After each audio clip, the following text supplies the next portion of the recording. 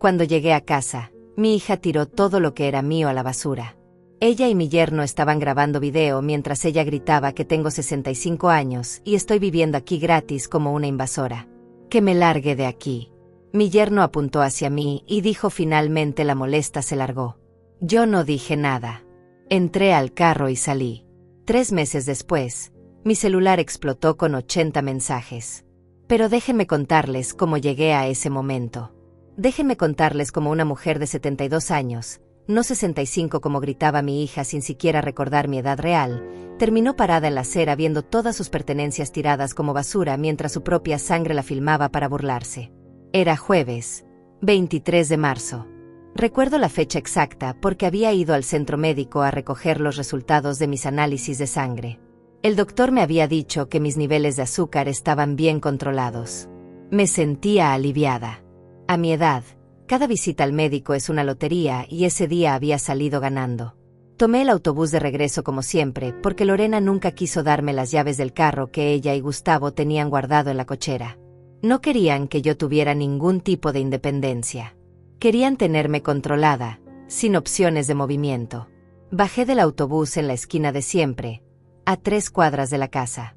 Caminé despacio porque las rodillas me duelen cuando hace frío. Llevaba mi bolsa de mano cruzada sobre el pecho, mi suéter café que Lorena siempre decía que era feo pero que a mí me gustaba porque me lo había regalado mi difunto esposo. Iba pensando en qué preparar para la cena. Tal vez si cocinaba algo rico, Lorena estaría de mejor humor. Cuando doblé en la esquina y vi la casa, algo no estaba bien. Había bolsas negras de basura en la acera. Muchas bolsas. Me acerqué más y el corazón empezó a latirme rápido. Reconocí mi manta tejida de color verde agua asomándose de una de las bolsas rotas.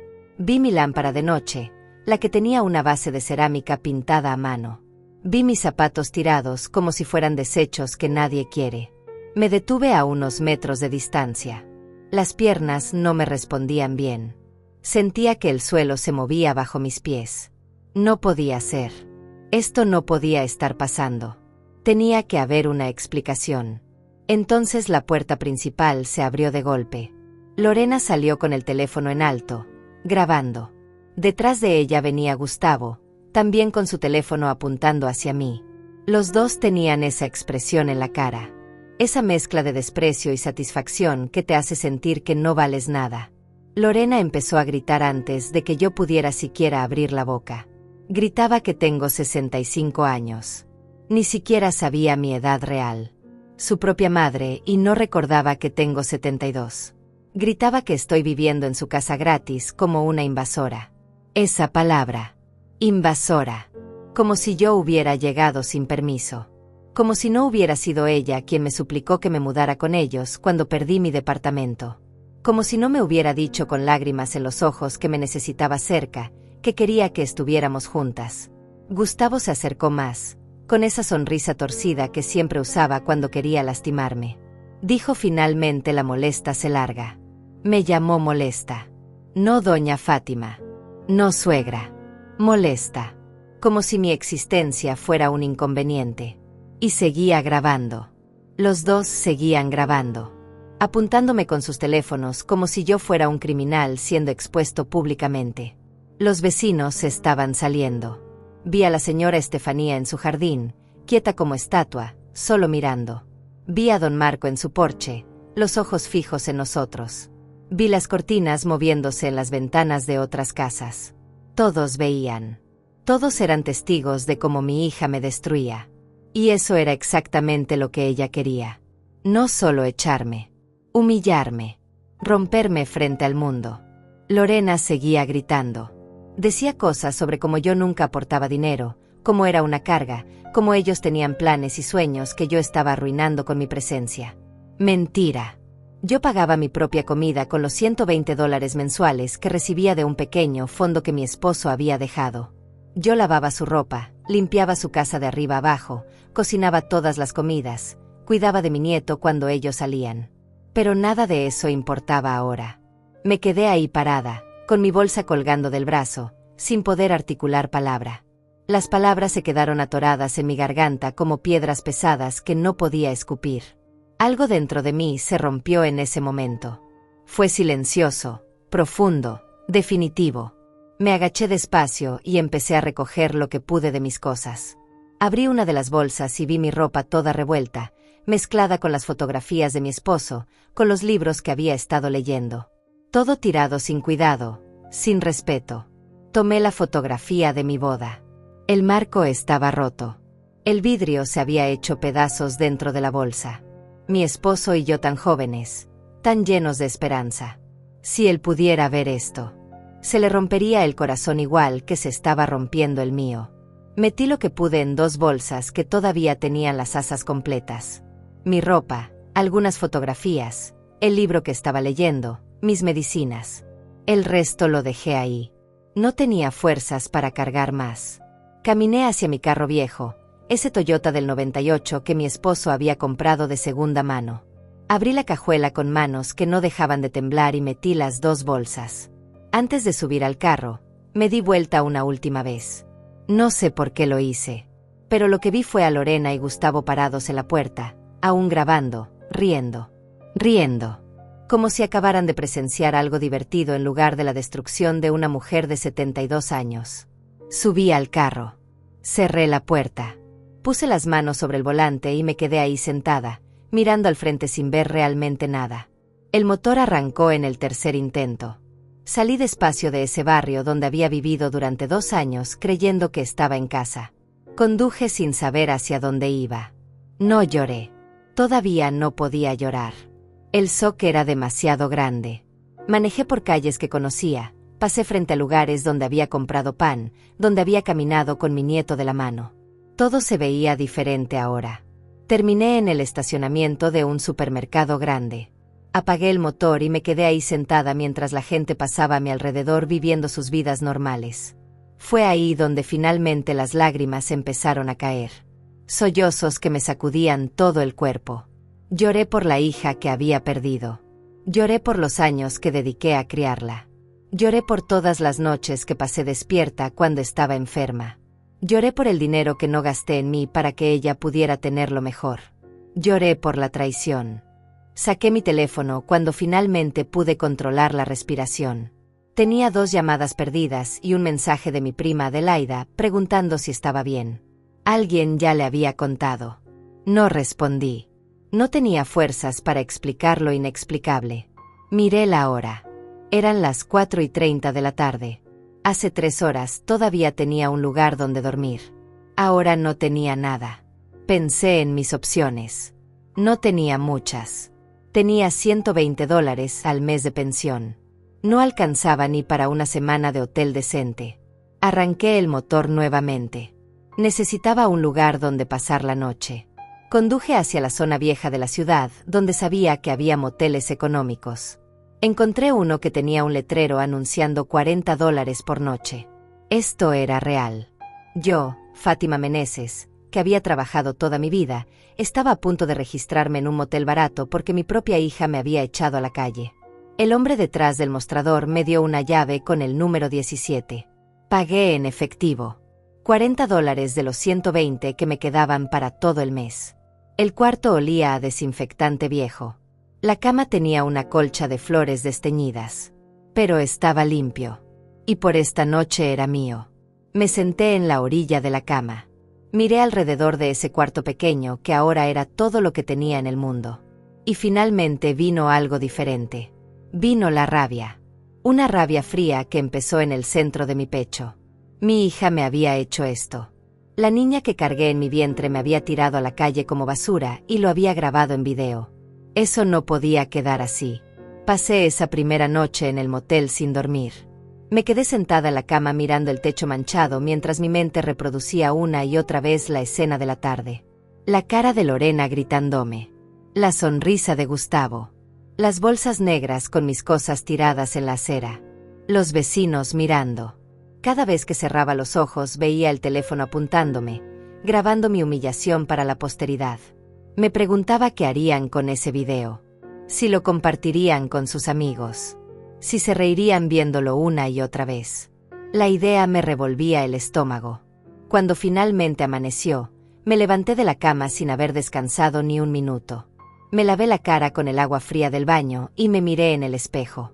La mujer que me devolvía la mirada parecía 10 años más vieja que la que había salido de casa ayer por la mañana. Tenía los ojos hinchados de tanto llorar. Las arrugas alrededor de la boca se veían más profundas. El cabello gris despeinado. Me veía exactamente como lo que era. Una mujer acabada. Revisé mi teléfono. Eran las 6 de la mañana. Tenía 3 mensajes más de Adelaida preguntando dónde estaba. Un mensaje de un número desconocido que resultó ser de la señora Estefanía diciendo que había visto todo y que si necesitaba algo le avisara. Borré ese mensaje de inmediato. No quería la lástima de los vecinos. No quería ser el tema de conversación en todo el barrio. Tenía $80 en efectivo y 120 en mi cuenta bancaria que llegarían en 3 semanas más. Hice cuentas mentales. Si me quedaba en este motel a $40 la noche, en 2 días más estaría en la calle de verdad. Necesitaba un plan.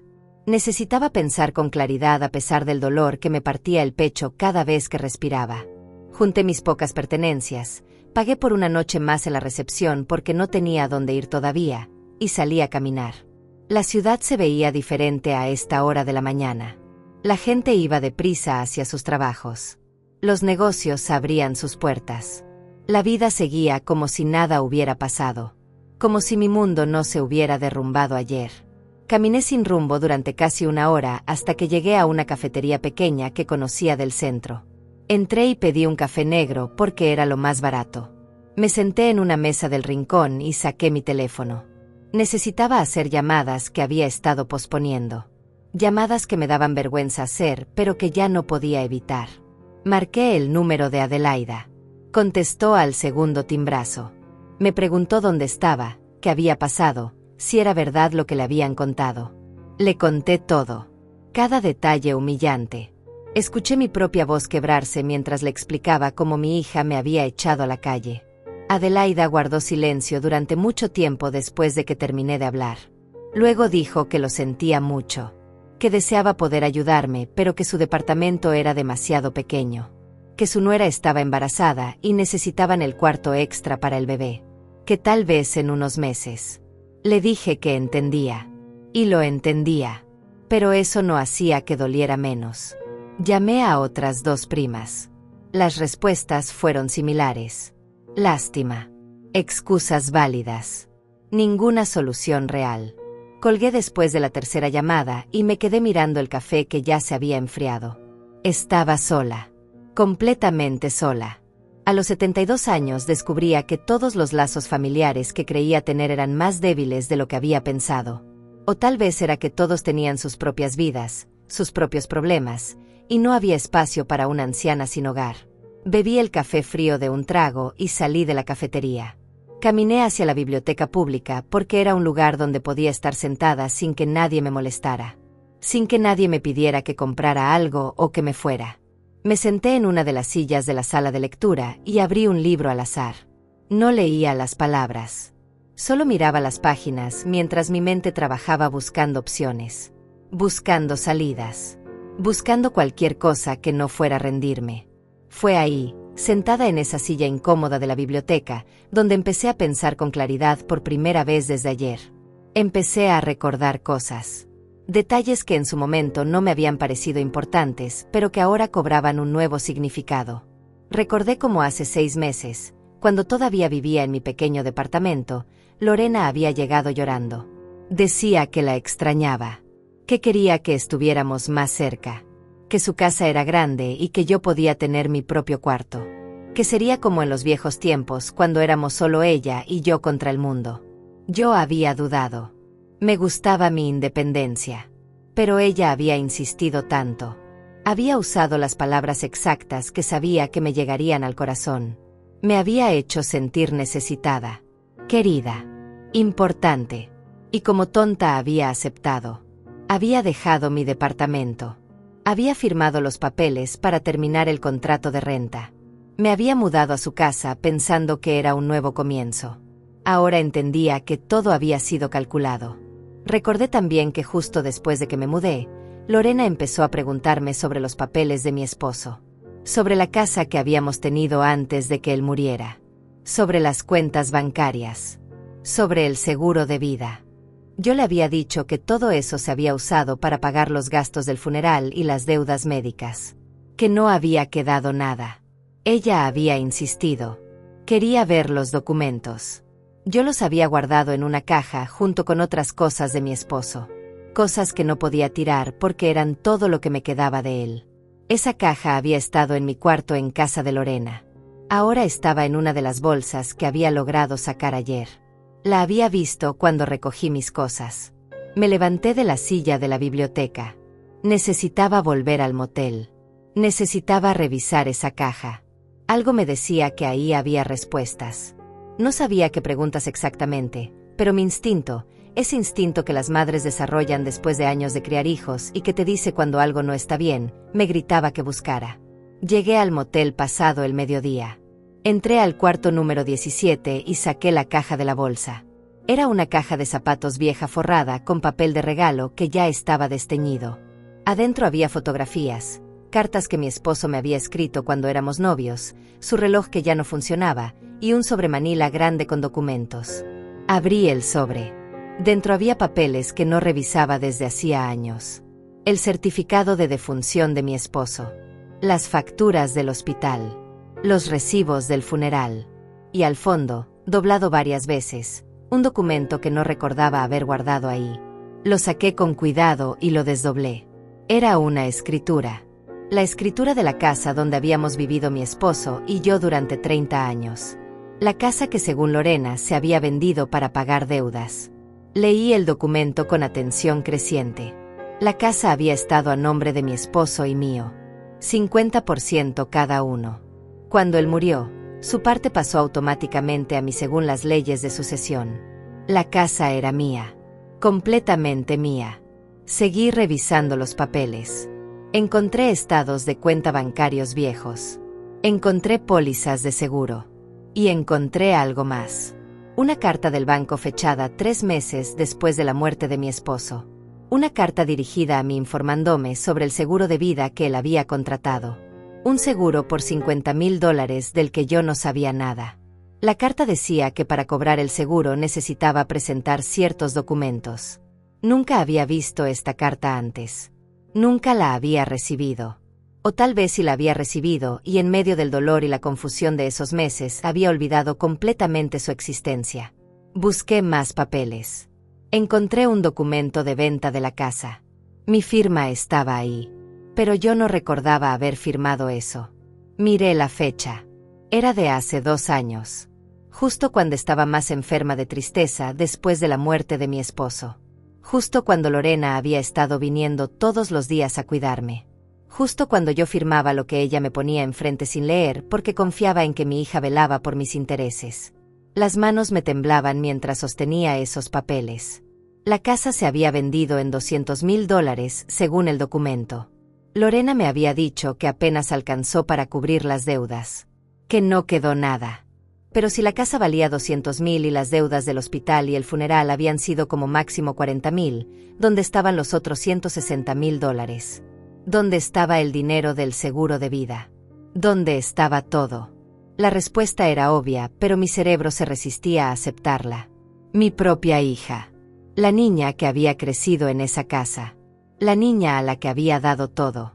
Me había robado. No había otra palabra para ello. Me había manipulado en mi momento más vulnerable, me había hecho firmar papeles, se había quedado con mi dinero, y luego cuando ya no le servía para nada, me había echado a la calle como basura. Me senté en la cama del motel con todos esos papeles esparcidos a mi alrededor. La rabia que había sentido anoche regresó. Pero esta vez no era solo rabia. Era furia fría. Era determinación. Era la certeza absoluta de que esto no iba a quedar así. Lorena había cometido un error. Había asumido que yo era una anciana tonta e indefensa que no sabía nada. Que no entendía de papeles ni de leyes. Que me rendiría y desaparecería silenciosamente de su vida. Pero se equivocaba. Yo había trabajado durante 40 años. Había criado una hija sola mientras mi esposo trabajaba turnos imposibles. Había manejado las finanzas de mi casa. Había sobrevivido pérdidas y dolor. No era la mujer débil que ella creía. Tomé mi teléfono. Busqué en internet abogados especializados en herencias y fraudes familiares. Anoté 3 números. Mañana empezaría a hacer llamadas. Mañana empezaría a pelear. Lorena había grabado mi humillación en video. Perfecto. Yo iba a asegurarme de que ese video fuera la menor de sus preocupaciones. Pero antes de llegar a ese momento de rabia y determinación, antes de encontrar esos papeles que cambiarían todo, necesito contarles cómo había llegado a depender de Lorena en primer lugar. Porque yo no siempre fui esa mujer sin opciones viviendo en el cuarto de invitados de su hija. Hubo un tiempo en que tenía mi propia vida, mi propia casa, mi propia dignidad intacta. Todo cambió el día que mi esposo murió. Fue hace 4 años. Un infarto masivo mientras dormía. Me desperté esa mañana de abril y él ya no estaba respirando a mi lado. Llamé a la ambulancia, pero ya era demasiado tarde. Se había ido en silencio, sin dolor, sin despedirse. Los médicos dijeron que fue rápido, que probablemente no sufrió. Pero yo sufrí. Dios mío, cómo sufrí. Perdí no solo a mi esposo, sino a mi compañero de 50 años. Al hombre que conocía todos mis secretos. Al único que me entendía completamente. Los primeros meses después de su muerte fueron una nebulosa de dolor. No comía bien. No dormía. Apenas salía de la casa. Lorena venía a visitarme seguido al principio. Traía comida. Me ayudaba con los trámites del funeral. Con los papeles del seguro médico. Con todo el papeleo interminable que viene después de que alguien muere. Yo firmaba lo que ella me ponía enfrente porque no tenía energía para leer. Porque confiaba en ella. Porque era mi hija y pensé que me estaba cuidando. Qué tonta fui. Qué ciega. Qué ingenua a mis 68 años. Después del funeral vinieron las cuentas. El hospital donde mi esposo había estado internado 2 veces el año anterior por problemas del corazón. Las medicinas. Los tratamientos. El seguro médico había cubierto parte, pero no todo. Quedaban casi $35,000 de deuda. Una cifra imposible para mí que solo tenía la pequeña pensión de mi esposo. Lorena me dijo que la única solución era vender la casa. Que con ese dinero pagaríamos todas las deudas y me quedaría algo para rentar un departamento pequeño. Yo no quería vender. Esa casa era todo lo que tenía. Cada rincón guardaba un recuerdo. La cocina donde habíamos cocinado juntos los domingos. La sala donde celebramos cada Navidad. El jardín que mi esposo cuidaba con tanto amor. Pero Lorena insistió. Dijo que era lo más sensato. Que yo no podía mantener una casa tan grande sola. Que era demasiado trabajo. Que era peligroso para una mujer de mi edad vivir sola en un barrio que ya no era tan seguro como antes. Y yo cedí. Como siempre cedía cuando ella presionaba lo suficiente. Firmé los papeles de venta. Lorena se encargó de todo. Dijo que había encontrado un comprador que pagaría un buen precio. Que yo no me preocupara por nada. Que ella manejaría la transacción completa. La casa se vendió en 3 semanas. Lorena me dio $15,000 en efectivo. Dijo que era lo que quedaba después de pagar todas las deudas del hospital, los gastos del funeral, las comisiones del agente de bienes raíces, los impuestos y otros gastos que nunca especificó claramente. $15,000 de una casa que valía más de $200,000. Pero yo no cuestioné. Estaba tan perdida en mi dolor, tan cansada de todo, que simplemente acepté. Tomé el dinero y renté un departamento pequeño en un edificio viejo al otro lado de la ciudad. Un lugar con una habitación, un baño diminuto y una cocina que apenas cabía una persona. Pero era mío. Pagaba $400 al mes de renta. Con los $15,000 y la pensión de $120 mensuales que recibía del fondo que mi esposo había dejado, calculé que podía sobrevivir casi 3 años si era muy cuidadosa con los gastos. Viví en ese departamento durante 2 años. Fueron años solitarios pero tranquilos. Aprendí a estar sola. Aprendí a cocinar para una persona. Aprendí a llenar los días vacíos con pequeñas rutinas. Caminaba al mercado cada mañana. Leía en las tardes. Veía las telenovelas que a mi esposo nunca le habían gustado. Hablaba con Lorena por teléfono 1 vez por semana. Ella nunca me invitaba a su casa. Siempre tenía excusas. Que estaban ocupados. Que estaban remodelando. Que Gustavo tenía mucho trabajo. Yo la visitaba de todos modos una vez al mes. Llevaba dulces para mi nieto. Me quedaba unas horas. Notaba cómo Gustavo me miraba con fastidio. Como Lorena miraba el reloj esperando que me fuera. Pero no decía nada. Tragaba la humillación porque necesitaba ver a mi familia. Porque no tenía a nadie más. Todo cambió hace 8 meses. El dueño del edificio donde vivía vendió la propiedad. Los nuevos dueños querían renovar todos los departamentos y triplicar las rentas. Me dieron 30 días para desalojar. 30 días para encontrar un nuevo lugar con mi pensión de $120 mensuales en una ciudad donde las rentas más baratas empezaban en 600. Llamé a Lorena llorando. Le conté lo que estaba pasando. Le dije que no sabía qué hacer. Que había buscado otros lugares, pero todos eran demasiado caros. Que tal vez tendría que mudarme a otra ciudad donde la vida fuera más barata. Ella guardó silencio durante largo rato. Luego dijo que tenía una idea. Que lo hablaría con Gustavo y me llamaría de vuelta. Me llamó 2 días después. Dijo que habían decidido que podía mudarme con ellos. Que tenían el cuarto de invitados vacío. Que sería temporal hasta que yo encontrara algo más permanente. Que era lo que la familia hace. Cuidarse mutuamente. Lloré de alivio cuando colgamos. Pensé que finalmente mi hija me estaba abriendo su corazón y su casa. Pensé que los años de distancia se habían acabado. Que volveríamos a estar cerca como cuando ella era pequeña. Qué equivocada estaba. Me mudé a su casa un sábado de hace 7 meses. Llevé mis pocas pertenencias en cajas. Gustavo me ayudó a subirlas con cara de pocos amigos. Lorena me mostró el cuarto. Era pequeño pero limpio. Tenía una cama, un ropero viejo y una ventana que daba al jardín trasero. Me dijo las reglas. No usar la cocina cuando ellos estuvieran cocinando. No hacer ruido después de las 9 de la noche. No invitar visitas sin avisar con anticipación. No dejar mis cosas en las áreas comunes. Asentí a todo. Estaba agradecida de tener un techo. No iba a quejarme por unas reglas razonables. Los primeros días fueron buenos. Cocinaba para ellos. Limpiaba la casa sin que me lo pidieran. Cuidaba a mi nieto cuando salían. Trataba de ser útil. De demostrar que no era una carga. Pero las cosas empezaron a cambiar rápido.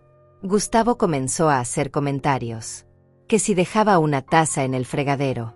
Que si usaba mucha agua en la ducha. Que si veía televisión muy alto. Comentarios pequeños al principio. Apenas velados como bromas. Pero con el tiempo se volvieron más directos. Más crueles. Lorena no lo detenía. Al contrario, empezó a unirse a él. A quejarse de que yo ocupaba espacio. De que gastaban más en luz y agua.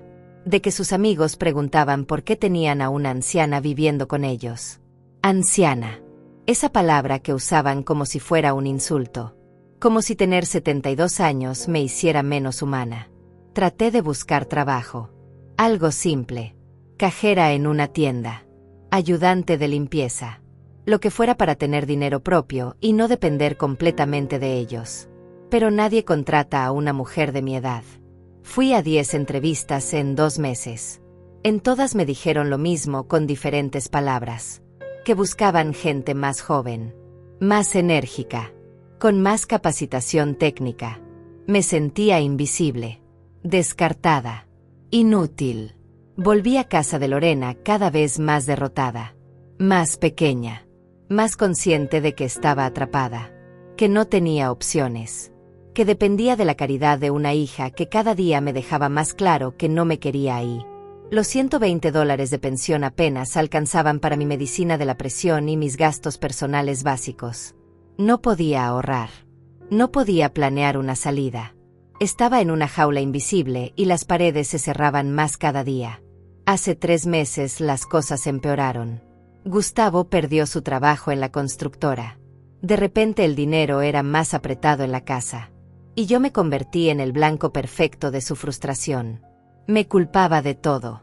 De que la comida se acabara más rápido. De que las cuentas fueran más altas. De que ellos no pudieran salir a cenar como antes porque tenían que alimentar a una boca más. Lorena lo secundaba. Decía que llevaba ya 6 meses viviendo con ellos y que ya era hora de que encontrara mi propio lugar. Yo le recordaba que no tenía dinero. Ella decía que no era su problema, que ella ya había hecho suficiente, que yo debía buscar ayuda del gobierno, programas para ancianos, asilos, cualquier cosa menos seguir siendo su responsabilidad. La palabra asilo me helaba la sangre. Había visitado esos lugares. Sabía cómo eran. No quería terminar ahí esperando la muerte rodeada de extraños. Pero cada día que pasaba sentía que me acercaba más a ese destino. Y entonces llegó ese jueves 23 de marzo. El día que todo explotó. El día que mis cosas aparecieron en la acera y mi hija me humilló frente al mundo entero. Ahora, sentada en este cuarto de motel barato con los papeles esparcidos sobre la cama, entendía todo.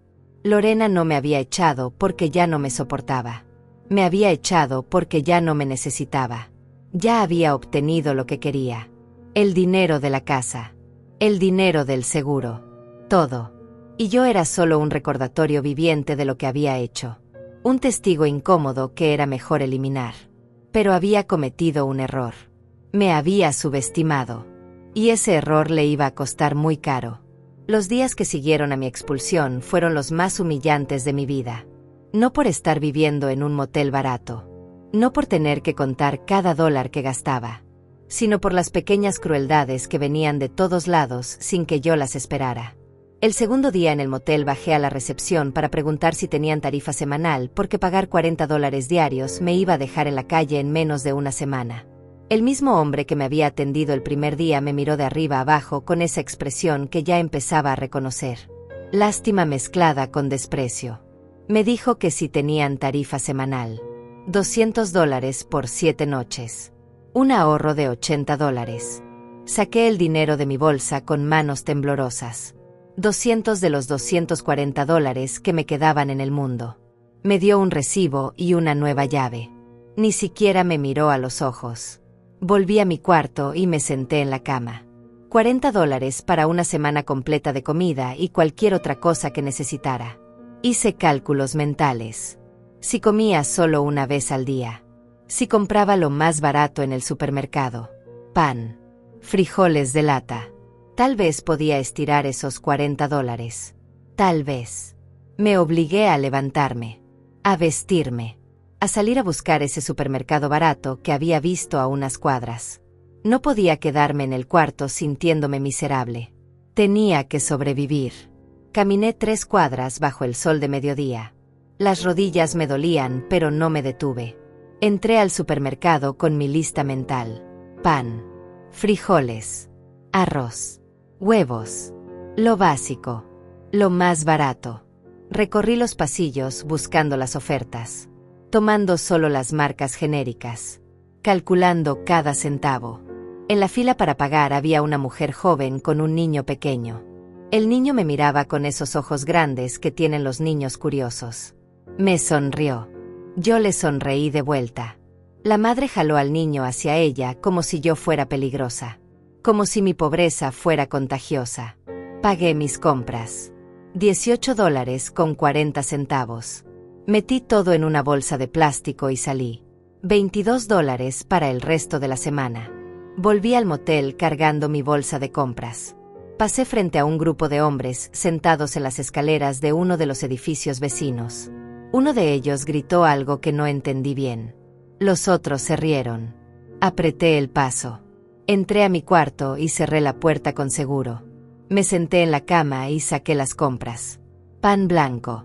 Una lata de frijoles negros. Arroz. 6 huevos.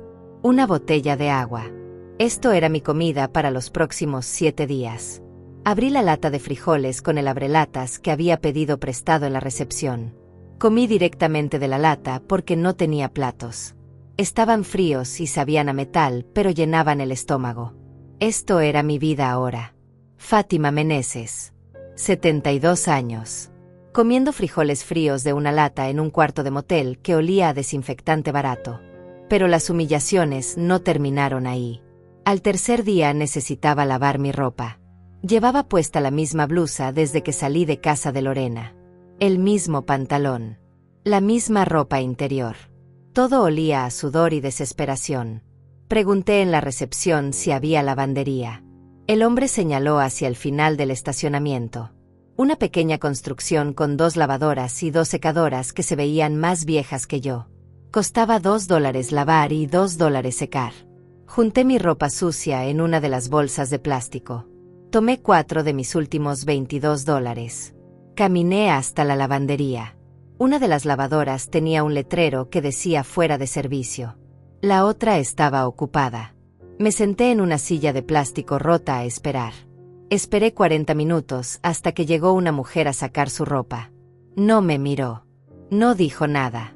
Solo sacó sus cosas mojadas y se fue dejando charcos de agua en el piso.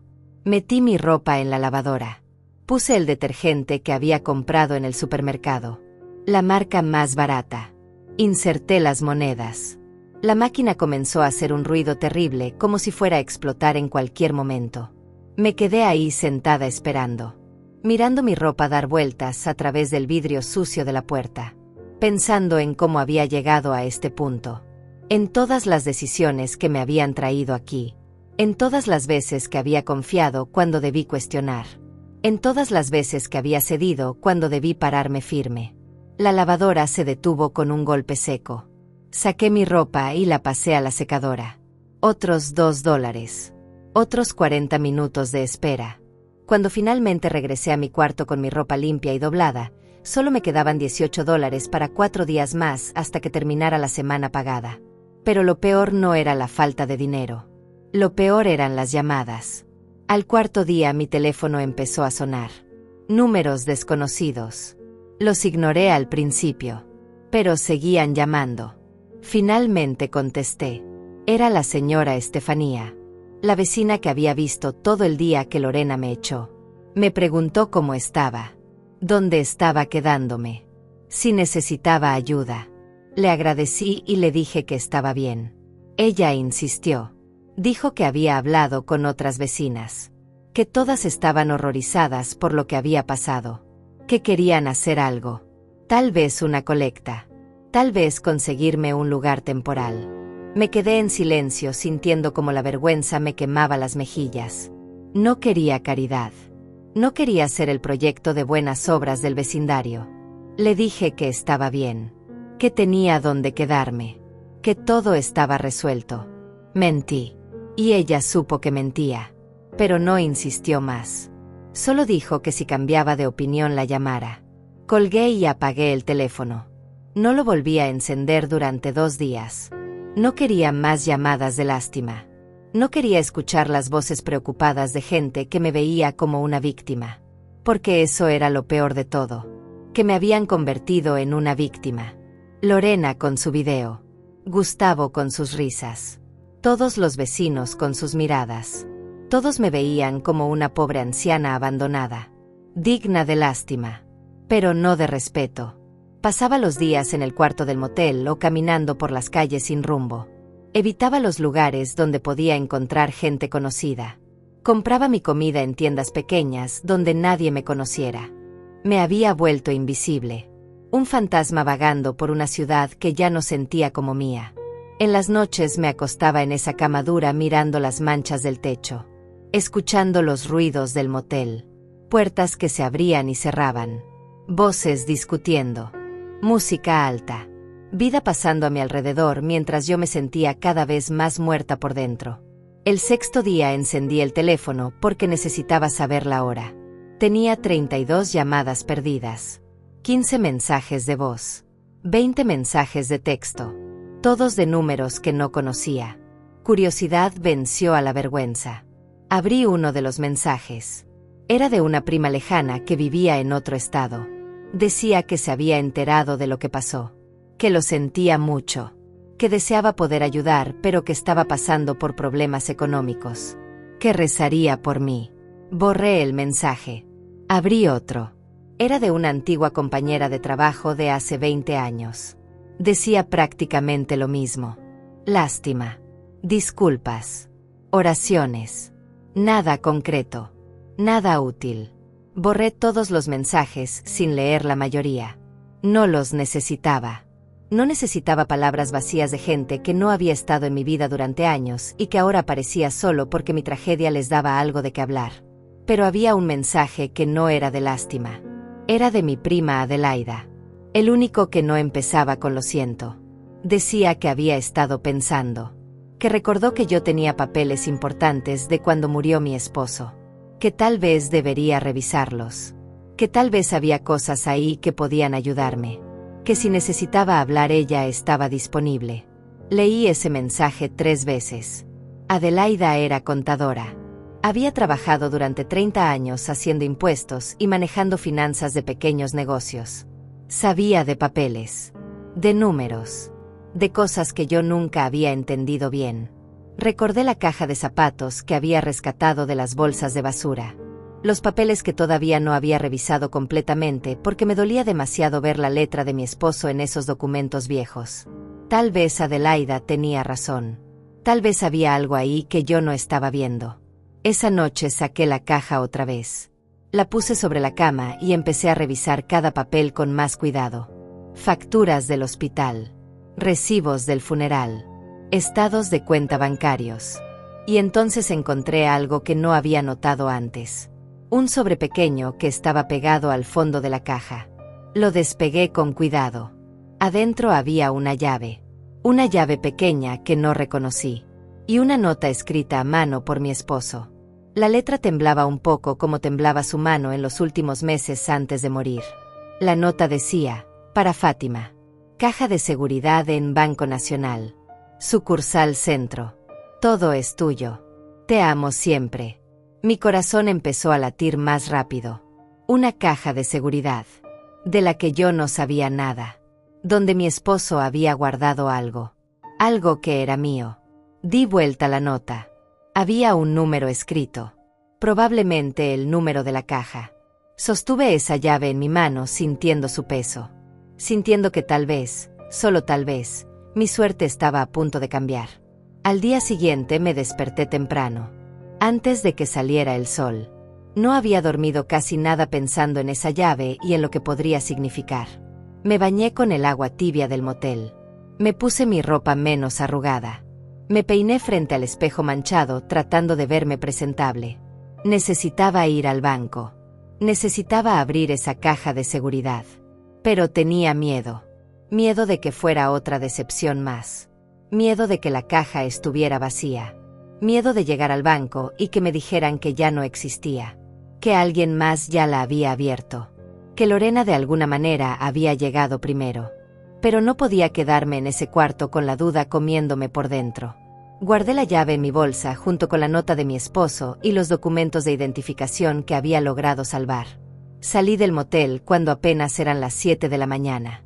El Banco Nacional Sucursal Centro estaba a casi 1 hora en autobús desde el motel. Tomé 2 autobuses diferentes. Pagué $3 del poco dinero que me quedaba. Me senté junto a la ventana mirando la ciudad pasar. Gente yendo a trabajar. Niños con mochilas caminando hacia las escuelas. Vida normal que yo ya no tenía. El banco abría a las 9. Llegué a las 8:40. Me senté en una banca afuera de la entrada esperando. Mirando el reloj cada 2 minutos. Sintiendo como el estómago se me retorcía de nervios. A las 9 en punto un guardia de seguridad abrió las puertas. Entré junto con otras 3 personas que también habían estado esperando. El banco olía a aire acondicionado y dinero. Todo estaba limpio.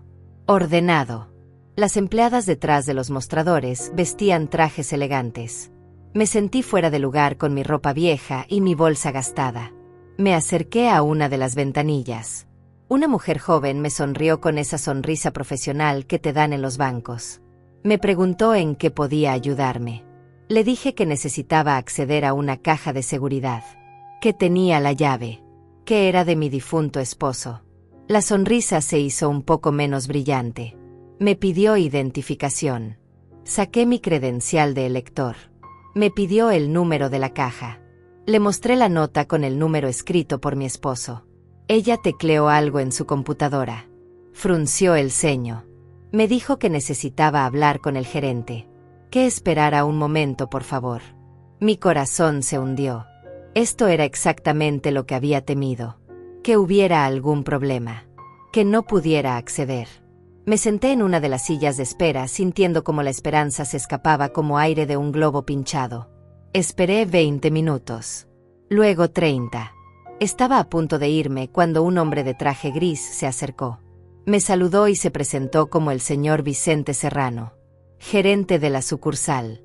Me pidió que lo acompañara a su oficina. Lo seguí por un pasillo hasta una oficina pequeña con escritorio de madera y 2 sillas. Me senté. Él se sentó del otro lado del escritorio y juntó las manos sobre la superficie pulida. Me dijo que había revisado la cuenta, que efectivamente existía una caja de seguridad a nombre de mi esposo, pero que para acceder necesitaba demostrar que yo era su viuda y heredera legal. Sentí un nudo en la garganta. Le pregunté qué necesitaba exactamente. Me dio una lista. Acta de matrimonio, acta de defunción de mi esposo, identificación oficial, y si era posible algún documento que demostrara que yo era la única heredera. Le dije que tenía todo eso, que lo había traído conmigo. Saqué los documentos de mi bolsa. Los puse sobre su escritorio. El acta de matrimonio amarillenta de hace 50 años. El acta de defunción. Mi credencial. Un documento notariado que habíamos hecho años atrás nombrándome heredera universal de todo lo que mi esposo tenía. Vicente revisó cada papel con cuidado. Parecía satisfecho. Me dijo que todo estaba en orden, que solo necesitaba hacer unas copias para el archivo del banco, que en unos minutos podríamos bajar a la bóveda. Asentí sin poder hablar. Tenía la garganta tan apretada que temía que si abría la boca solo saldría un sollozo. Esperé mientras él salía con los documentos. Regresó 10 minutos después. Me pidió que lo siguiera nuevamente. Esta vez bajamos unas escaleras hasta un sótano. Había una puerta gruesa de metal. Una bóveda de verdad como las que salen en las películas. 2 empleados más se unieron a nosotros. Vicente usó su llave junto con la mía para abrir la bóveda. Entramos a un cuarto pequeño lleno de cajitas metálicas en las paredes. Buscó el número que correspondía a la mía. La encontró en la pared del fondo. Insertó su llave maestra en una ranura. Me pidió que insertara mi llave en la otra. Giré la llave sintiendo como las manos me temblaban. Se escuchó un clic. Vicente sacó una caja metálica larga. Me la entregó. Pesaba más de lo que esperaba. Me llevó a una sala privada pequeña. Solo una mesa y 2 sillas. Me dijo que podía tomar todo el tiempo que necesitara. Que tocara el timbre cuando terminara. Salió y cerró la puerta dejándome sola con la caja. La puse sobre la mesa. Me senté. Respiré hondo. Y levanté la tapa. Dentro había sobres. Muchos sobres. Y carpetas. Y una carta escrita en el sobre que estaba hasta arriba. La carta tenía mi nombre escrito con la letra de mi esposo. La abrí con manos temblorosas. Mi amor, decía. Si estás leyendo esto es porque ya no estoy contigo. Perdóname por no haberte dicho nada sobre esta caja. Quería que fuera una sorpresa para cuando nos retiráramos. Aquí está todo lo que pude ahorrar durante años sin que te dieras cuenta. Son $30,000 en bonos al portador. También están las escrituras de la casa a tu nombre. Y los papeles del seguro de vida por $50,000 que contraté hace 3 años. Todo esto es tuyo. Solo tuyo. Úsalo para vivir bien. Para ser feliz. Para no depender de nadie. Te amo más de lo que las palabras pueden decir.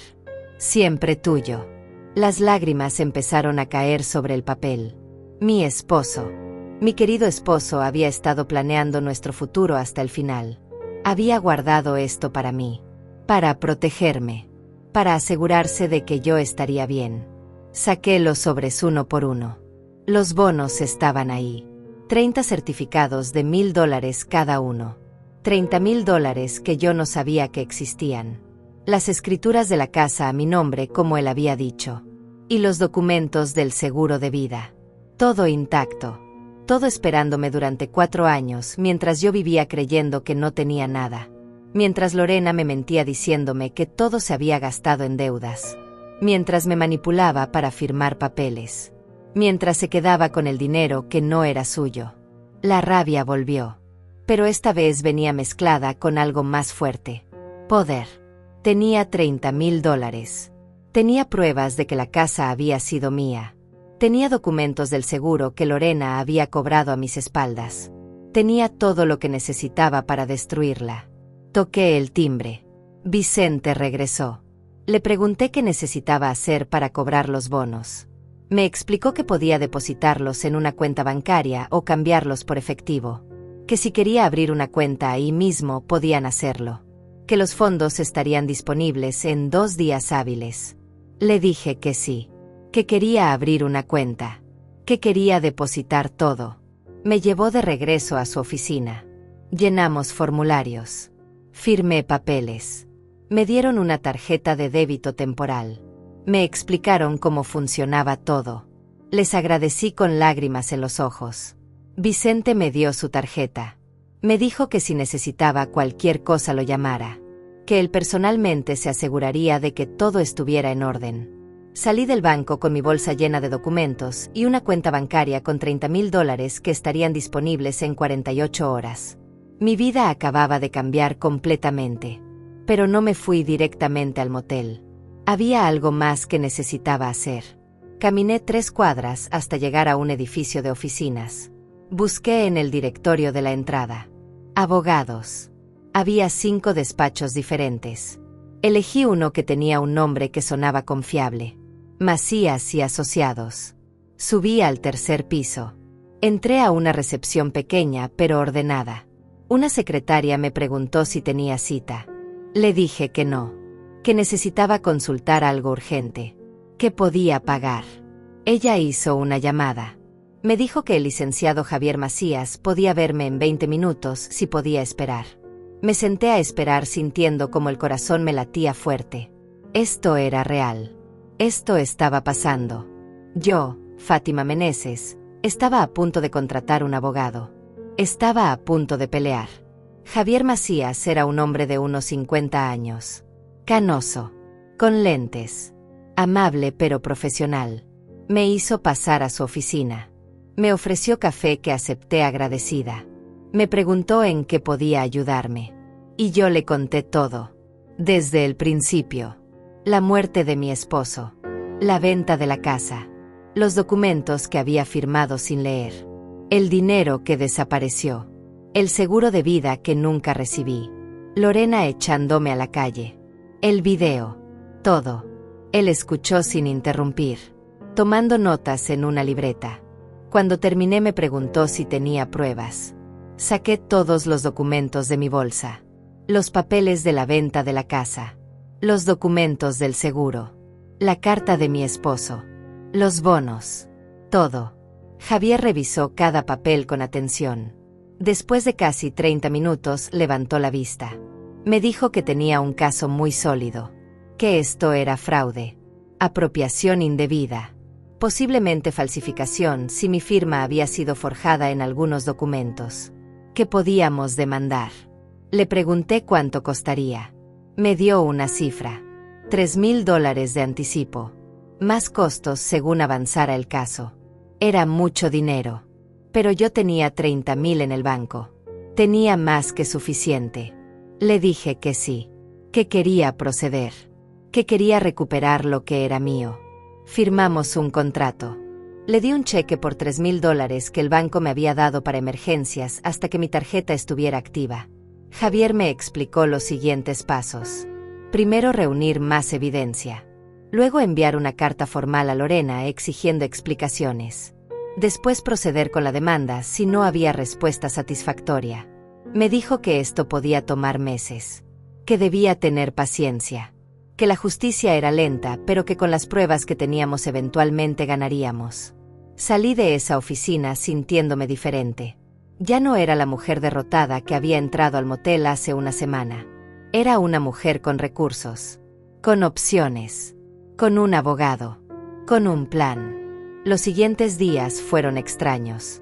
Seguía viviendo en el mismo cuarto de motel, pero ya no me sentía desesperada. Sabía que en 2 días tendría acceso a mi dinero. Que podría mudarme a un lugar mejor. Que podría comer decentemente. Que tendría opciones. Pero decidí quedarme ahí un poco más. Necesitaba pensar. Necesitaba planear. No quería precipitarme y cometer errores. Javier me había llamado 2 veces para pedirme más documentos. Más detalles. Fechas exactas. Nombres de testigos. Yo le daba todo lo que pedía. Buscaba en mi memoria cada conversación con Lorena sobre la venta de la casa. Cada papel que había firmado. Cada promesa que ella había hecho y roto. Escribí todo en una libreta que compré en la tienda de la esquina. Páginas y páginas de fechas y hechos y mentiras. El 8º día desde que me echaron, encendí mi teléfono completamente por primera vez en días. Tenía más mensajes. Más llamadas perdidas. Pero ahora había algo diferente. Había un mensaje de Lorena. El primero desde el día que me echó. Lo abrí con el corazón latiéndome fuerte. Decía: mamá, necesito hablar contigo. Es importante. Llámame, por favor. Lo leí 3 veces. Mamá. Me llamaba mamá cuando necesitaba algo. Cuando quería manipularme. El resto del tiempo yo era la vieja, la carga, la invasora. Borré el mensaje sin responder. No estaba lista para hablar con ella. No hasta que tuviera todo en orden. No hasta que mi abogado me dijera qué decir y qué no decir. 2 horas después llegó otro mensaje. Este era más largo. Mamá, sé que estás enojada. Sé que las cosas se salieron de control. Gustavo y yo hemos estado hablando. Queremos que regreses a casa. Podemos resolver esto. Somos familia. Por favor, llámame. Leí ese mensaje sintiendo como la rabia me subía por la garganta como bilis amarga. Ahora querían que regresara. Ahora que ya había pasado más de una semana. Ahora que probablemente los vecinos les habían hecho la vida imposible con sus preguntas y sus miradas de juicio. Ahora que se dieron cuenta de que echar a tu madre de 72 años a la calle no te hace quedar bien socialmente. Pero no decía nada de una disculpa real. No mencionaba el video. No reconocía lo que había hecho. Solo quería que todo volviera a la normalidad. Que yo regresara callada y sumisa a mi cuarto. Que perdonara y olvidara como siempre había hecho. Borré ese mensaje también. Al día siguiente llegaron 3 mensajes más. Cada uno más insistente que el anterior. El último decía: mamá, estoy preocupada. No sé dónde estás. Al menos avísame que estás bien. Por favor. La palabra por favor repetida como si eso cambiara algo. Llamé a Javier. Le conté sobre los mensajes. Me preguntó si había respondido. Le dije que no. Me dijo que hice bien. Que no respondiera nada todavía. Que cualquier cosa que dijera podía ser usada después. Que dejara que Lorena se preocupara un poco más. Que la desesperación haría que cometiera errores. Me explicó que había enviado la carta formal exigiendo explicaciones sobre el dinero de la venta de la casa y del seguro. Que Lorena debía recibirla en los próximos días. Que entonces veríamos cómo reaccionaba. Que ahí sabríamos si intentaría negociar o si negaría todo. Colgué sintiéndome más segura. Javier sabía lo que hacía. Yo solo tenía que confiar en el proceso. Ser paciente. Esperar. El 10º día me mudé del motel. No a un lugar lujoso. No quería llamar la atención ni gastar el dinero innecesariamente. Renté un departamento pequeño en un edificio modesto pero limpio. 2 habitaciones. Cocina completa. Baño con agua caliente de verdad. Costaba $600 al mes. Pagué el primer mes y el depósito. $1,200. Me quedaban casi $27,000 en la cuenta después de pagar al abogado y los gastos del motel. Era más dinero del que había tenido en años. Compré muebles básicos. Una cama nueva. Una mesa y 2 sillas. Ollas y sartenes. Platos y cubiertos. Toallas limpias. Sábanas que no olían a motel. Gasté $2,000 en hacer el departamento habitable. Y cada centavo que gastaba lo hacía sintiendo una satisfacción profunda porque era mi dinero. Dinero que mi esposo había guardado para mí. Dinero que Lorena no había podido robar porque no sabía que existía. Instalé mi teléfono en el departamento nuevo. Di el número solo a Javier y a Adelaida. Nadie más. No quería que Lorena supiera dónde estaba. No todavía. Los mensajes en mi celular seguían llegando. Ahora eran diarios. Lorena alternaba entre súplicas y reproches. Un día decía que me extrañaba. Al siguiente decía que estaba siendo ridícula por no contestar. Gustavo también empezó a mandar mensajes. Los suyos eran diferentes, más calculados. Decía que habían hablado con un abogado, que sabían sus derechos, que yo no podía simplemente desaparecer sin avisar porque eso era abandono de responsabilidades familiares. Me reí cuando leí eso. Abandono de responsabilidades. Ellos que me habían tirado a la calle. Ellos que me habían robado. Ahora hablaban de responsabilidades. Guardé cada mensaje. Javier me había dicho que documentara todo, que cada comunicación era evidencia. Pasaron 2 semanas más. Un mes completo desde que me echaron. Los mensajes se volvieron más urgentes. Lorena decía que necesitaban hablar de asuntos legales importantes, que habían surgido problemas con la herencia de mi esposo, que necesitaban mi firma para resolver ciertas cosas. Ahí estaba. La verdadera razón por la que querían encontrarme. No era amor. No era preocupación. Era pánico. Pánico de que yo hubiera descubierto algo. Pánico de que el fraude saliera a la luz. Javier me explicó que probablemente habían recibido alguna notificación del banco o de la compañía de seguros, que se estaban dando cuenta de que las cosas no estaban tan bien escondidas como pensaban, que estaban intentando controlar el daño antes de que fuera demasiado tarde. Me dijo que esperara un poco más, que los dejara sudar. El día 35 llegó la explosión. Mi teléfono empezó a sonar sin parar desde las 9 de la mañana. Llamadas, mensajes, correos de voz. 80 mensajes en total.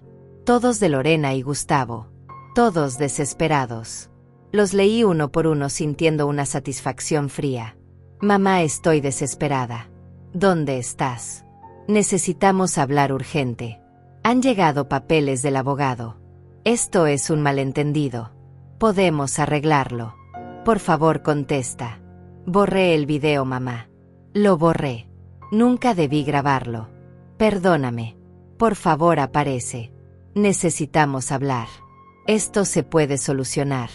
No involucres abogados. Somos familia. Podemos resolver esto entre nosotros. Las súplicas se mezclaban con amenazas apenas veladas, con intentos de manipulación, con promesas vacías. Leí cada palabra saboreando mi silencio. Mi poder. Por primera vez en años, yo tenía el control. Llamé a Javier esa misma tarde. Le conté sobre la avalancha de mensajes, sobre el pánico evidente en cada palabra de Lorena. Me dijo que era exactamente lo que esperaba, que la carta legal que había enviado los había asustado, que ahora sabían que yo tenía abogado y que hablaba en serio. Me preguntó si estaba lista para el siguiente paso, para responder finalmente, para empezar la confrontación real. Le dije que sí, que estaba más que lista, que había esperado suficiente. Javier me explicó el plan. Íbamos a responder, pero no directamente. Él enviaría otra carta más formal, una que detallara exactamente qué estábamos exigiendo. Copia de todos los documentos de la venta de la casa. Estado de cuentas de dónde fue el dinero. Explicación del seguro de vida. Todo con fechas límite específicas. Si no respondían en 15 días, procederíamos con la demanda formal. Me gustó el plan. Era limpio, profesional, implacable. Pero yo necesitaba hacer algo más. Algo personal. Decidí que era momento de romper mi silencio. No para suplicar. No para pedir explicaciones. Solo para que Lorena supiera que yo sabía todo. Que su juego había terminado. Tomé mi teléfono. Escribí un mensaje corto. Solo 3 líneas. Lorena, recibí tus mensajes. No te preocupes por mí. Estoy bien. Mejor de lo que he estado en años. Tengo abogado. Habla con él. Lo envié y apagué el teléfono. No quería ver su respuesta inmediata. No necesitaba su pánico en tiempo real. Ya había dicho lo que necesitaba decir. El teléfono lo dejé apagado durante 3 días completos. Cuando finalmente lo encendí había 52 mensajes nuevos. Pero esta vez no todos eran de Lorena. Había mensajes de números desconocidos, de gente del barrio donde ella vivía, de vecinos que habían sido testigos de mi humillación. La señora Estefanía había escrito un mensaje largo. Decía que Lorena había estado tocando puertas preguntando si alguien sabía dónde estaba yo, que parecía desesperada, que Gustavo había perdido los estribos con un vecino que le preguntó por qué habían echado a su suegra, que el ambiente en la calle estaba tenso, que todos comentaban lo que había pasado, que muchos ya no les hablaban a Lorena y Gustavo, que se habían convertido en los parias del vecindario. Sentí una pequeña satisfacción al leer eso. La justicia social a veces llega antes que la legal. Don Marco también había escrito. Mensaje corto, directo. Doña Fátima, si necesita testigo de lo que pasó ese día, cuente conmigo. Tengo el video que grabaron. Un vecino lo compartió en el grupo de WhatsApp del barrio antes de que lo borraran. Guardé copia. Quedé congelada leyendo eso. El video existía todavía. A pesar de que Lorena dijo que lo había borrado. Alguien lo había guardado. Alguien tenía evidencia de mi humillación, pero también evidencia de su crueldad. Llamé a Javier inmediatamente. Le conté sobre el video. Me dijo que eso era oro puro para el caso. Que un video mostrando abuso emocional y expulsión forzada de una anciana vulnerable era evidencia poderosa, que reforzaba nuestra posición enormemente. Me dio el número de don Marco y me pidió que lo contactara para obtener copia del video. Lo hice esa misma tarde. Don Marco me invitó a su casa. Fui al día siguiente. Me recibió con café y pan dulce. Me dijo que lo que Lorena había hecho era imperdonable, que él también tenía hijos y que jamás permitiría que trataran así a su madre. Me mostró el video en su teléfono. Verme ahí parada en la acera mientras Lorena gritaba. Ver mis manos temblorosas recogiendo mis cosas. Ver a los vecinos mirando. Fue como recibir un golpe en el estómago. Pero lo vi completo. Porque necesitaba verlo. Porque necesitaba recordar por qué estaba haciendo esto. Don Marco me envió el video por correo electrónico. Le agradecí con lágrimas en los ojos. Me dijo que la verdad siempre sale. Que la justicia a veces tarda pero llega. Le envié el video a Javier. Me llamó una hora después. Dijo que con esto nuestro caso era prácticamente ganado. Que podíamos proceder con confianza total. Que Lorena no tenía defensa posible contra evidencia tan clara. Me explicó que ahora podíamos agregar cargos de abuso emocional y daño psicológico, además del fraude financiero. Que las consecuencias para ella serían mucho más serias. Me preguntó qué quería hacer exactamente. Si quería llegar a un acuerdo o ir hasta el final. Le dije que quería justicia. Justicia real. Quería que Lorena devolviera cada centavo que había robado. Quería que reconociera públicamente lo que había hecho. Quería que entendiera que las acciones tienen consecuencias. Javier dijo que lo haríamos exactamente así, que prepararía los documentos para proceder. Pasaron 2 semanas más. Lorena recibió la segunda carta de Javier. Esta vez con la lista completa de demandas. Devolución de $160,000 de la venta de la casa que nunca recibí. Devolución de $50,000 del seguro de vida que cobró a mis espaldas. Más intereses. Más compensación por daños emocionales. En total estábamos demandando por $230,000. Era una cifra enorme. Una cifra que sabía que Lorena no tenía. Pero no importaba. No estaba haciendo esto solo por el dinero. Estaba haciendo esto porque necesitaba que ella entendiera que no podía destruir a la gente sin consecuencias. La respuesta de Lorena llegó 3 días después. No a través de mensajes. No a través de llamadas. Llegó en forma de otra carta de un abogado. Su abogado negaba todo. Decía que yo había recibido mi parte justa de la herencia, que había firmado documentos voluntariamente, que no había fraude, que esto era un intento de extorsión de mi parte, que ellos considerarían contrademandar por difamación y acoso.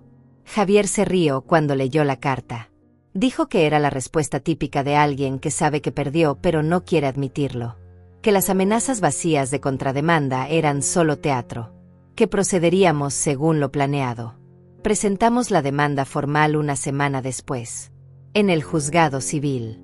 con todas las pruebas, los documentos de la venta, los papeles del seguro, el video, declaraciones de testigos, todo perfectamente organizado y presentado. El juez aceptó el caso. Fijó fecha para la primera audiencia. 3 meses más adelante. 3 meses para que Lorena sudara, para que entendiera que esto era real, que no iba a desaparecer, que su madre ya no era la mujer débil que podía manipular. Durante esos 3 meses mi vida cambió completamente. Me establecí en mi departamento. Hice de ese espacio mi verdadero hogar. Compré plantas para las ventanas, cuadros para las paredes, libros nuevos. Me inscribí en un grupo de lectura en la biblioteca. Conocí a otras mujeres de mi edad, algunas viudas como yo, otras divorciadas, todas con historias de pérdida y supervivencia.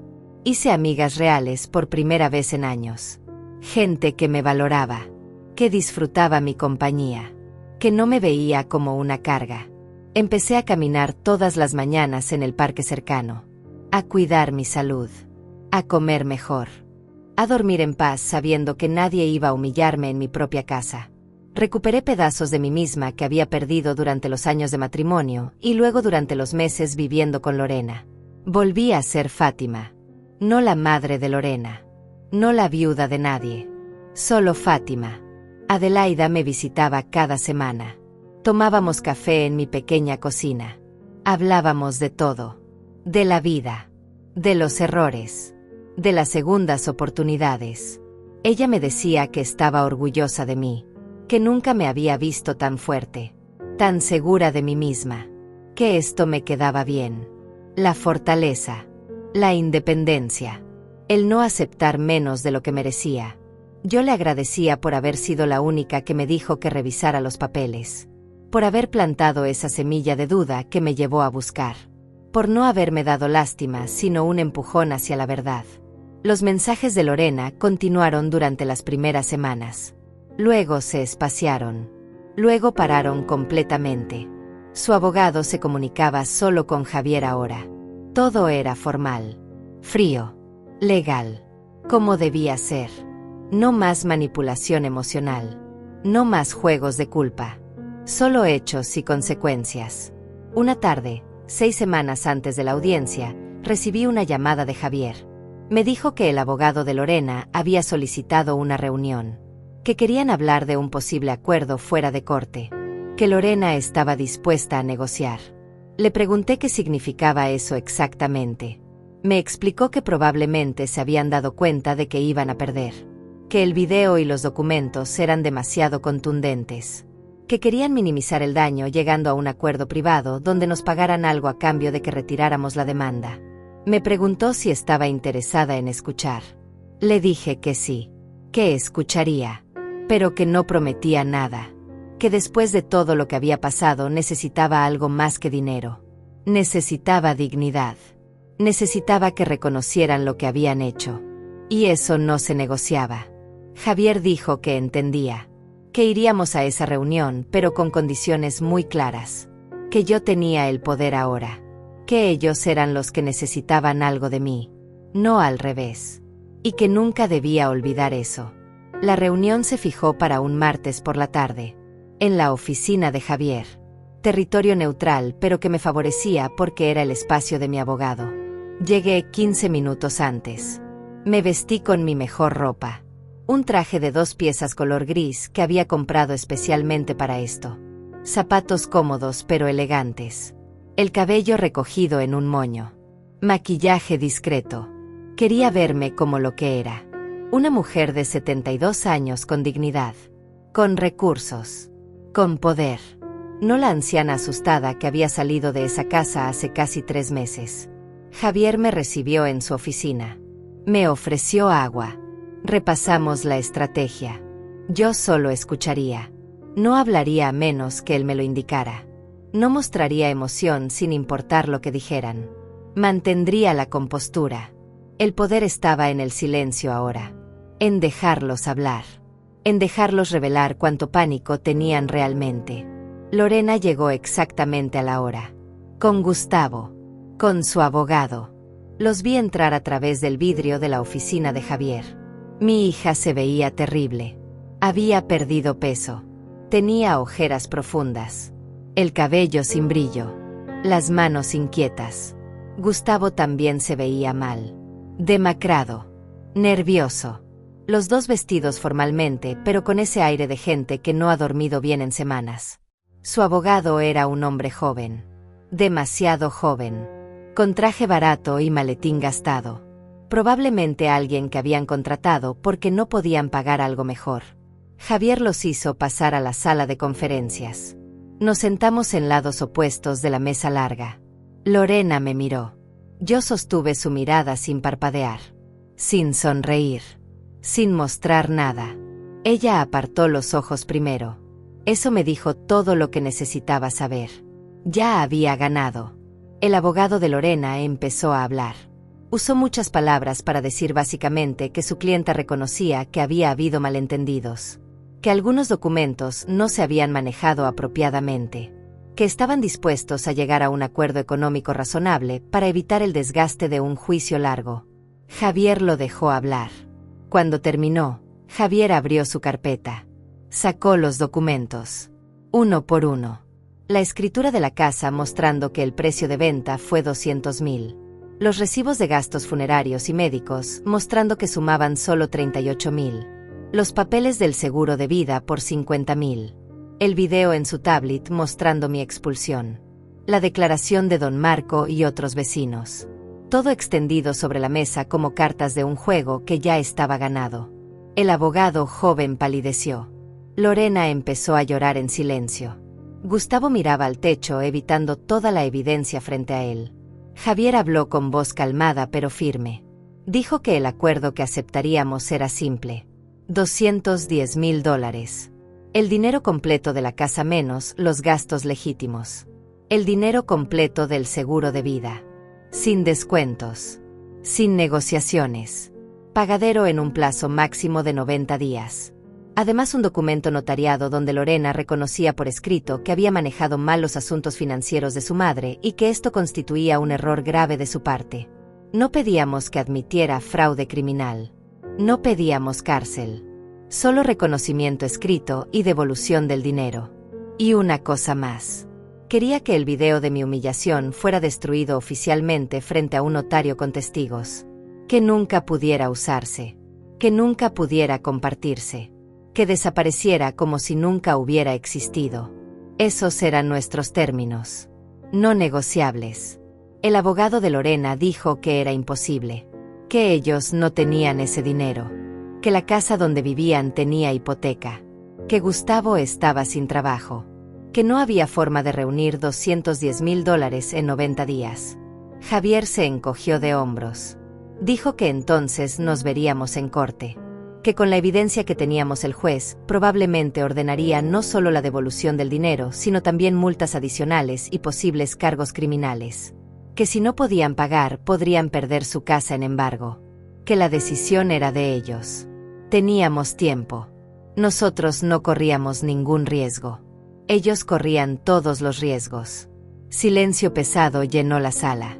Lorena sollozaba ahora abiertamente. Gustavo tenía las manos cerradas en puños sobre la mesa. El abogado joven miraba sus papeles sin saber qué decir. Finalmente Lorena habló. Su voz quebrada. Suplicante. Mamá, por favor. Perdóname. No sé qué me pasó. Estaba bajo mucha presión. Gustavo me convenció de que tú estarías mejor en otro lugar. Yo no quería lastimarte. La miré sin expresión. Las palabras salieron de mi boca frías y claras. No me llames mamá. Una madre no hace lo que tú hiciste. No en esta mesa. No en este contexto. Aquí soy la señora Meneses. Y tú eres la persona que me robó y me humilló. Esas son las identidades que importan ahora. Lorena se derrumbó completamente. Puso la cabeza sobre la mesa llorando. Gustavo intentó consolarla, pero ella lo apartó. El abogado pidió un receso. Javier aceptó. 10 minutos. Salimos de la sala. Me llevó a su oficina privada. Me preguntó cómo me sentía. Le dije la verdad. Me sentía poderosa. Firme. segura de que esto era lo correcto. Me dijo que estaba manejando la situación perfectamente, que mi frialdad los estaba destruyendo más que cualquier grito o llanto hubiera hecho. Que siguiera así. Volvimos a la sala después del receso. El abogado de Lorena tenía una contrapropuesta. $100,000 pagaderos en 18 meses. Sin reconocimiento escrito de culpa. Con la promesa de no compartir el video.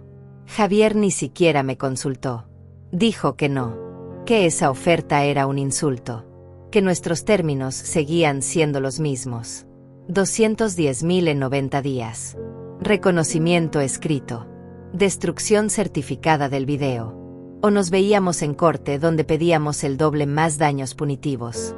El abogado susurró algo con Lorena y Gustavo. Hubo una discusión en voz baja. Gustavo se levantó furioso. Dijo que esto era un robo. Que yo estaba aprovechándome de la situación. Que ellos me habían dado techo cuando nadie más me quería. Que les debía gratitud, no demandas. Javier levantó una mano. Dijo que si el señor Valverde no podía controlarse, tendríamos que terminar la reunión. Que los insultos no ayudaban a nadie. Gustavo se sentó de nuevo. Pero no dejó de mirarme con odio puro. Lorena puso una mano sobre su brazo intentando calmarlo. Luego me miró directamente. Mamá, dijo otra vez ignorando lo que le había dicho antes. No tenemos ese dinero. Pero podemos conseguirlo. Mi suegra tiene ahorros. Podemos pedirle prestado. Podemos sacar un préstamo contra la casa. Necesitamos más tiempo. 6 meses. 1 año. Por favor. Javier me miró. Era mi decisión en ese punto. Pensé en lo que estaba ofreciendo. 1 año para reunir el dinero. Significaba 1 año más de espera. 1 año más de tener esto pendiente. Pero también significaba que aceptaban los términos. Que reconocían la deuda. Que sabían que habían perdido. Miré a Lorena. Realmente la miré. Vi a la niña que había criado. La niña que había cargado cuando lloraba de noche. La niña a la que había leído cuentos y cantado canciones. Y esa niña ya no existía. En su lugar había una mujer que me había traicionado de la peor manera posible. Una extraña con la cara de mi hija. Hablé directamente. 9 meses. No 1 año. 9 meses para reunir el dinero completo. $210,000. Reconocimiento escrito de responsabilidad firmado hoy mismo antes de salir de esta oficina. Video destruido frente a notario dentro de 1 semana. Pagos documentados cada mes mostrando progreso. Si fallan un solo pago, el acuerdo se cancela y vamos a juicio inmediatamente pidiendo el doble. Esos son mis términos finales. Tómalos o déjalos. Ahora. Lorena miró a su abogado. El abogado asintió lentamente. Gustavo golpeó la mesa con frustración, pero no dijo nada. Lorena respiró profundo. Aceptó con voz apenas audible. Javier sacó documentos preparados. El acuerdo legal ya redactado, solo esperando las firmas. Lorena y Gustavo firmaron. Yo firmé. Los abogados firmaron. Quedó sellado. Legal. Vinculante. En 9 meses recibiría mi dinero. Mi justicia. Mi dignidad de vuelta. Pero no había terminado. Saqué algo de mi bolsa. Una carta que había escrito la noche anterior. La deslicé sobre la mesa hacia Lorena. Esto es para ti, le dije. Léela cuando estés sola. Cuando puedas realmente pensar en lo que hiciste. No es parte del acuerdo legal. Es solo una madre diciéndole a su hija la verdad. Lorena tomó la carta con manos temblorosas. Intentó abrirla ahí mismo, pero le dije que no. Que la leyera en privado. Que tomara tiempo para entender cada palabra. Nos levantamos. La reunión había terminado. Lorena intentó acercarse a mí.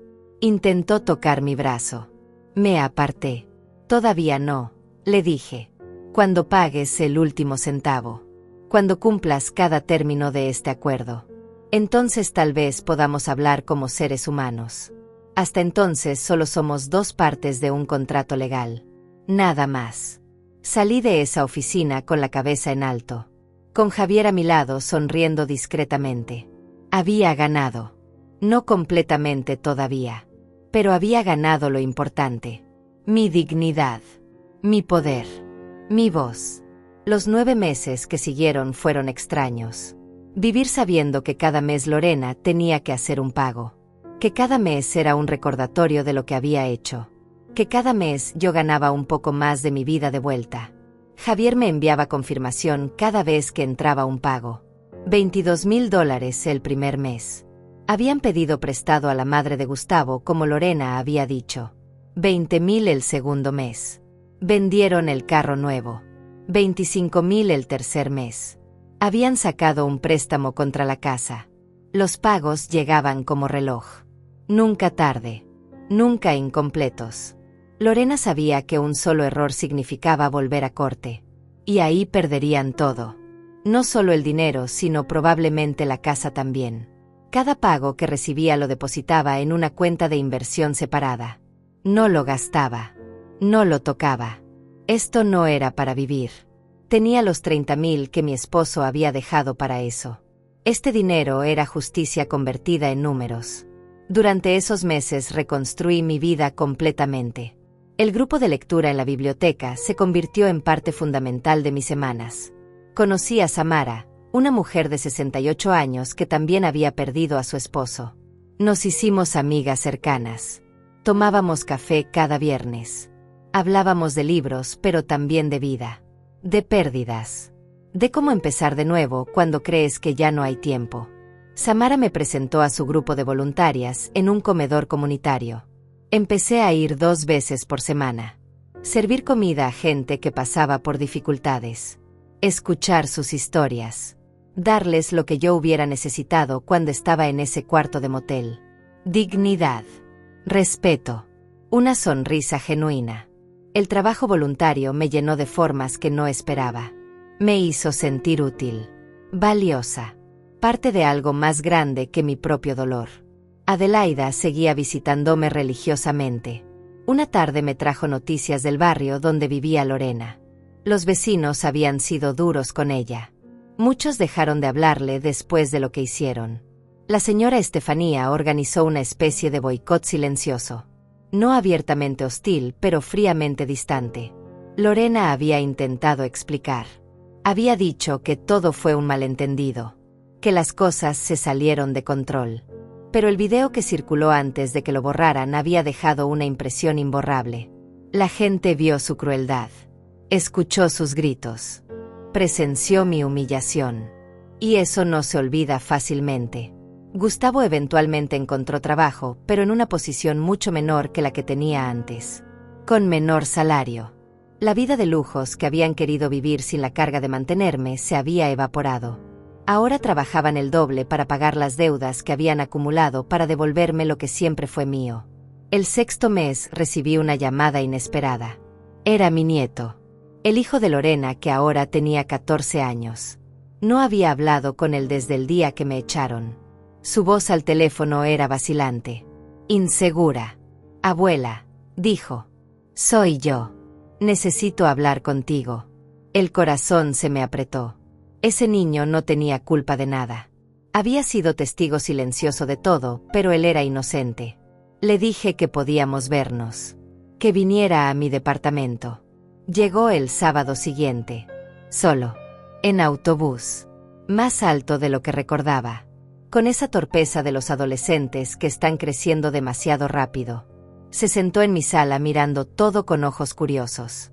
Le serví jugo. Galletas que había horneado esa mañana. Me dijo que extrañaba las galletas que yo hacía cuando vivía con ellos. Que nadie cocinaba como yo. Hablamos de cosas sin importancia primero. De la escuela. De sus amigos. De sus clases favoritas. Luego se puso serio. Abuela, dijo finalmente. Quiero que sepas que yo no estuve de acuerdo con lo que hicieron. Le dije a mamá que estaba mal. Que no podían echarte así. Pero no me escuchó. Dijo que yo no entendía. Que eran asuntos de adultos. Pero yo sí entendí. Vi cómo te trataban. Escuché las cosas que decían. Y odié cada segundo. Lo siento mucho. Debí haber hecho más.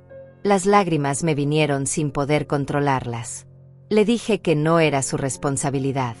que él era un niño, que los adultos eran quienes debían comportarse mejor. Me preguntó si algún día podría perdonar a su mamá. Le dije la verdad, que no lo sabía, que el perdón no era algo que pudiera forzarse, que necesitaba venir naturalmente si es que venía, que por ahora solo podía hacer lo que estaba haciendo: protegerme, recuperar lo que era mío, vivir con dignidad. Él asintió como si entendiera más de lo que debería a su edad. Mi nieto empezó a visitarme cada 2 semanas. Siempre los sábados. Siempre solo.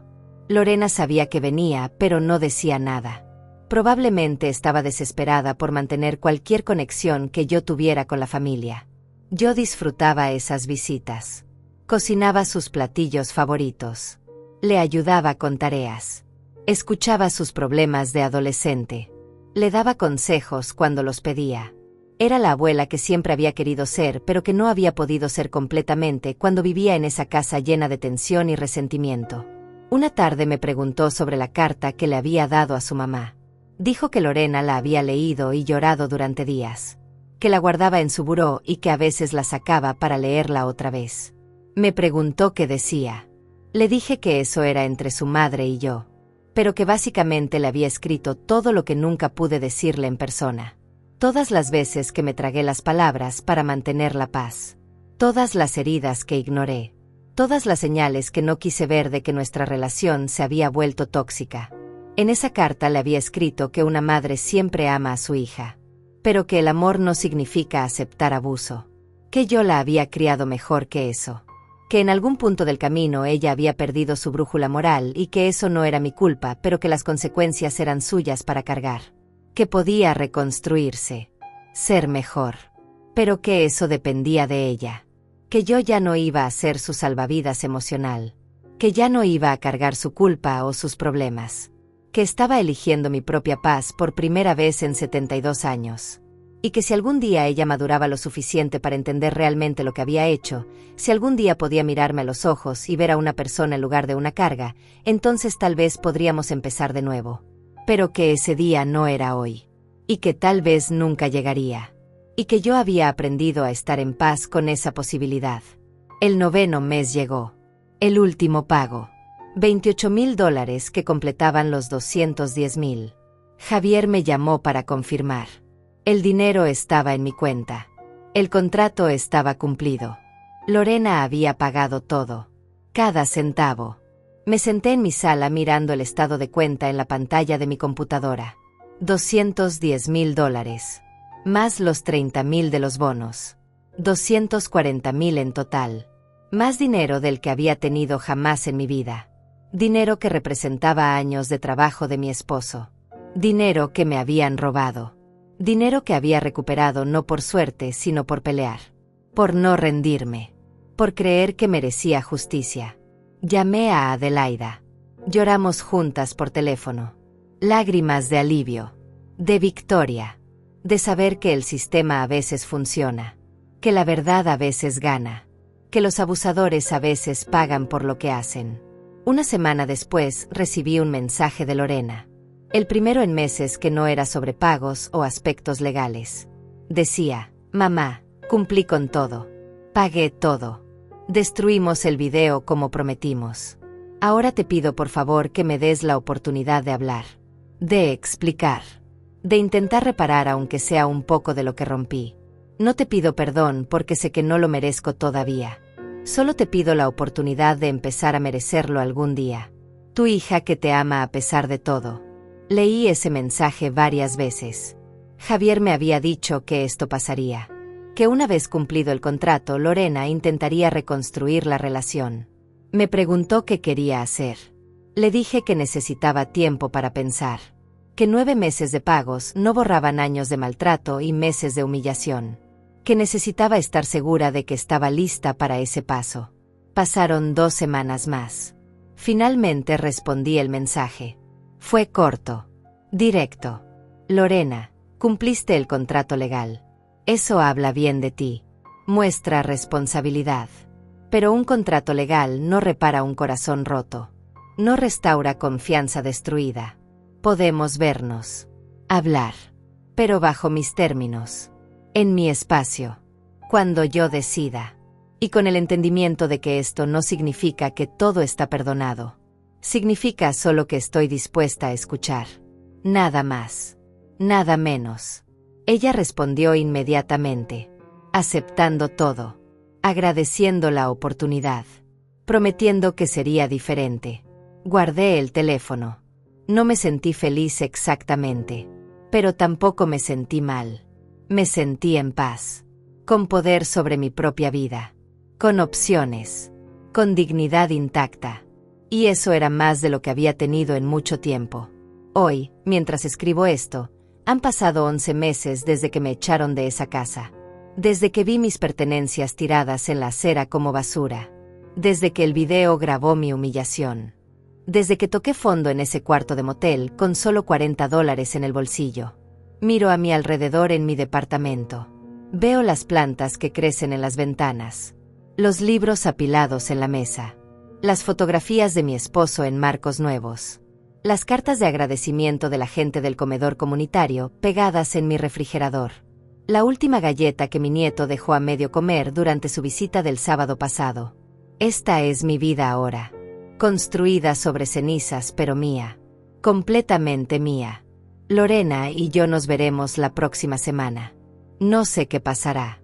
No sé si algún día podremos reconstruir algo parecido a una relación madre-hija. Pero sé que voy a esa reunión como igual. No como víctima. No como suplicante. Como una mujer que conoce su valor. Que peleó por su dignidad y ganó. Y si algo aprendí de todo esto es que nunca es tarde para defenderte. Que la edad no te hace débil a menos que lo permitas. Que el silencio puede ser más poderoso que los gritos. Que la justicia a veces tarda, pero cuando llega es dulce. Y que una mujer de 72 años puede ser más fuerte de lo que nadie imagina. Especialmente cuando no tiene nada que perder y todo que recuperar.